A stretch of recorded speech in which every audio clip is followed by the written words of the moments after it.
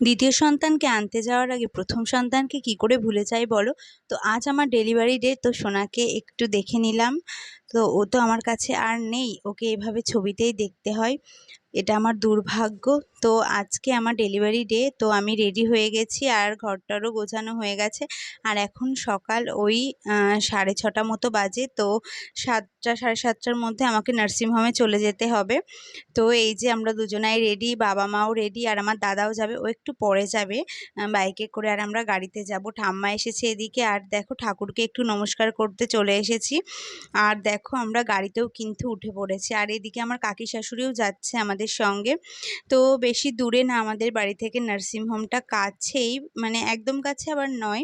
তো গাড়িতে করেই যাচ্ছি আমরা। আর মনের মধ্যে তো প্রচুর টেনশন কাজ করছে। তবে যেহেতু এটা আমার সেকেন্ড প্রেগনেন্সি, তো ফার্স্ট প্রেগনেন্সিতেও কিন্তু আমার সোনা এখানেই হয়েছিল, আমার দুষ্টু। তো ও তো আর নেই, তো কি আর বলবো, আর কিছু বলার নেই। বারবার করে সেই প্রথম দিনের কথাগুলো মনে পড়ে যাচ্ছিল। আর এই দেখো আমি আমার কেবিনে চলে এসেছি। এইটা হচ্ছে আমার কেবিন, আর আমার সঙ্গে কিন্তু আমার বাড়ির লোক থাকবে।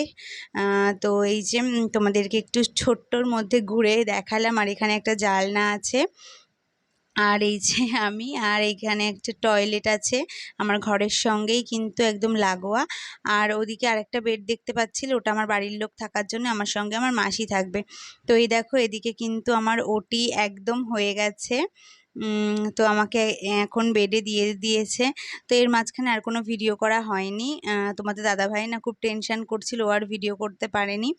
তো আমি এখন শুয়ে আছি। তো শরীরটা খুবই খারাপ, মানে ওটি হওয়ার পরে কেমন হয়। আর এই দেখো আমার সোনাকেও এখন আমার কাছে দিয়ে দিয়েছে, আর ও সুস্থ আছে, আমিও সুস্থ আছি। আর এইদিকে আমার মাসি। তো চলো আজকের মতো টাটা, আবার নেক্সট ভিডিওতে খুব তাড়াতাড়ি দেখা